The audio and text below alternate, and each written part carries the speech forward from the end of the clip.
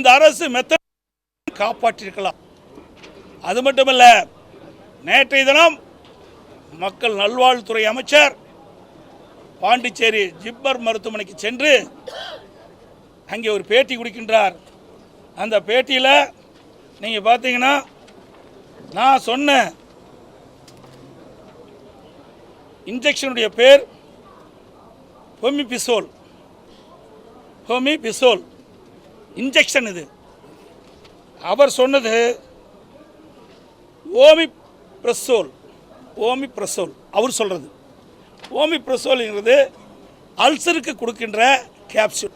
நான் சொல்வது இந்த கள்ளச்சாராயம் அருந்தி அந்த விஷ முறிவுக்காக போடப்படுகின்ற இன்ஜெக்ஷன் ஹோமிபிசோல்ங்கிறது இந்த விஷ முறிவுக்காக செலுத்தப்படுகின்ற இன்ஜெக்ஷன். ஆனால் அதை பேரை மாற்றி சொல்கிறார். இது எங்கேயும் கிடைக்கல இவங்களுக்கு. அது மட்டுமல்ல, இன்றைய தினம் இது தடை செய்யப்பட்டதாக ஒரு தகவல் வந்திருக்கின்றது. அது இந்த தெளிவாக இதிலே குறிப்பிட்டிருக்கின்றார்கள். இதில் பார்த்தீங்கன்னா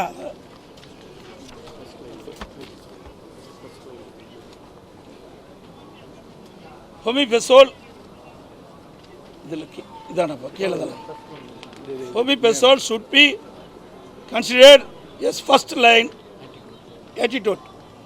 விஷமுறிவு அப்படின்னு இதிலேயே கொடுத்துருக்குறாங்க. புரோட்டோகால் படி இதை கொடுத்துருக்குறாங்க. ஆக இது தடை செய்யவில்லை. இது ஆபத்தான நேரத்தில் இதை பயன்படுத்தலாம் என்று தெரிவிக்கப்பட்டிருக்கிறது. ஆனால் இந்த ஹோமிபிசோல் இன்ஜெக்ஷன் மருத்துவமனையில் இல்லை. இந்த இன்ஜெக்ஷனை பாதிக்கப்பட்டவர்களுக்கு, இந்த கள்ளச்சாராயம் குடித்தவர்களுக்கு இந்த இன்ஜெக்ஷன் போட்டால் தான் குணமடைய முடியும். அதைத்தான் நான் சொன்னேன். ஆனால் வேண்டுமென்றே திட்டமிட்டு இன்றைய மக்கள் நல்வாழ்வுத்துறை அமைச்சர் தவறான கருத்தை பதிவு செய்து கொண்டிருக்கின்றார். இன்றைக்கு அவர் சொல்வது பார்த்தீங்கன்னா, அவர் சொல்லுவது இந்த கள்ளச்சாராயம் குடித்தவர்கள் காலதாமதமாக வந்த காரணத்தினால் உயிரிழக்க நேரிட்டது சொன்னார். காலதாமதமாக வருவதற்கு என்ன காரணம்?